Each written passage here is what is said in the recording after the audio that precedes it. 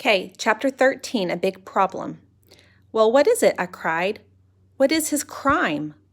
Cruelty, whispered Snout. I felt my stomach tighten. Cruelty, I asked, wondering if I had heard right. In the civilized galaxy, cruelty is the greatest of all crimes, said Madame Pong. Of course, life always involves some suffering, and there are times when painful things must be done for life to continue. But an intelligent being who takes pleasure in causing pain to others, well, such a being is considered dangerously bent. You must understand, said Tar Gibbons, that empathy is the heart of civilization. Empathy? The ability to understand what another feels, said Snout. It is the trait that lifts us above the animals. Speak for yourself, burped Phil. You know what I mean, said Snout smoothly. An intelligent being who lacks empathy is a threat to the social order. Not caring what pain it causes, it may do damage beyond estimation. Causing needless suffering is a sickness, and those who do so are forever outside our law. I had a sudden sinking feeling that I knew why Earth had not yet been invited to join the League of Worlds. If you've watched the evening news more than once, I'm sure I don't have to explain.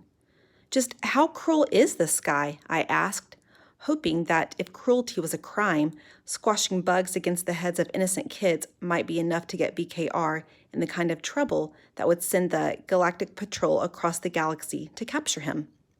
Millions have wept, murmured Madame Pong. That didn't sound so good. But what has he done? I persisted. That is classified information, snapped Gracker, giving me a sudden desire to hit him on the head. Rod, if he kidnaps someone from your family, you can be sure that at least part of his motive will be to cause you pain and suffering, said Tar Gibbons. But what will he do to them? I persisted. Nothing if we can stop him in time, said Snout. Where are your mother and siblings now? They should be at home. Oh dear, said Madame Pong. I think that simple phrase was the most frightening thing I had heard yet. Back to the Albright residence, shouted Gracker. Aye, aye, Captain Meathead, burped Phil. My stomach lurched as the ship made a sharp turn and then shot forward. Hurry, I cried, hurry. We're there, said Gracker. How much faster do you want us to go? We're there, but we just started. Then I blushed. We were in a spaceship. The 3 miles from the Becker house to my house might have taken a quarter of an hour on my bike, but that was no reason to expect the same of the good ship Firkle. Snout, called Gracker. Do a bioscan. See if you can detect any life forms in the house, especially those of the Albright larvae. Snout closed his eyes. The end of his snout began to quiver, as if he were trying to smell the twins. I detect one humanoid life form, he said at last. Mom, I cried. No, not your mother, nor is it BKR. This is someone unfamiliar to me. I felt a little chill. Who could it be? I asked. We'll have to go down and find out, said Gracker grimly.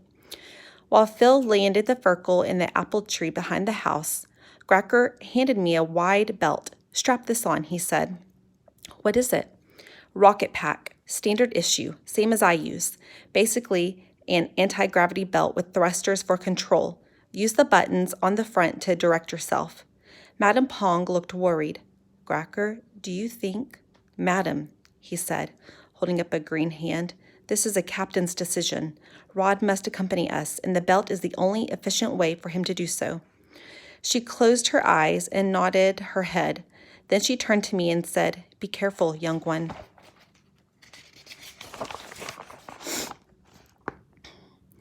I hadn't really been worried until she did that. Now I felt nervous indeed. Be careful of what? I asked. Of flying, of surprises, of cruelty. My thoughts will be with you. Just your thoughts? Aren't you coming along? This is a scouting mission, said Gracker. I need you because you know the territory. Tar Gibbons will accompany us in case we need his fighting skills. Snout, please perform a training transfer.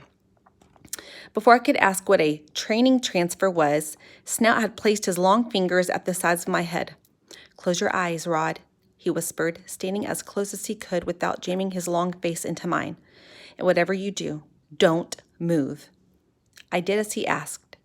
He began to hum.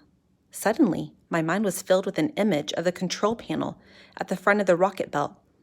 "How did you do that?" I cried, pulling away from him. Instead of answering, he screamed and fell to the floor. "What happened?" I cried. "What is it?" "He told you not to move," snapped Gracker, kneeling beside the fallen alien. With a gentleness that surprised me, he lifted Snout's head into his lap. "But he startled me," I said weakly. "Warrior mind must deal with surprise more fluidly," said Tar Gibbons, sticking its head over my shoulder. Snout had his hands crossed over his eyes. He was moaning softly. "Your sudden move broke the connection that poor Snout had established," explained Madame Pong. "That breaking must be done slowly and gently. Otherwise, much pain can ensue." I felt terrible.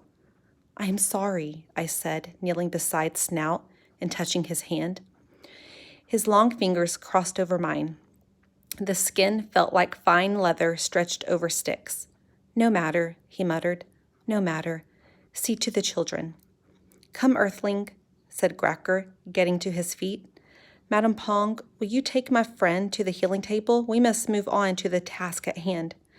To my surprise, I saw a tear trickle down his green cheek. It left a glistening trail in its wake. "I'm sorry," I said again, feeling helpless. Snout tightened his grip on my hand. "You made a mistake. Forgiveness is granted. The pain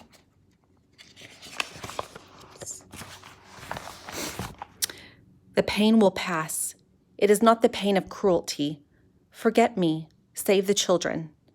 I stood. Gracker and Tar Gibbons led me to an exit at the side of the ship.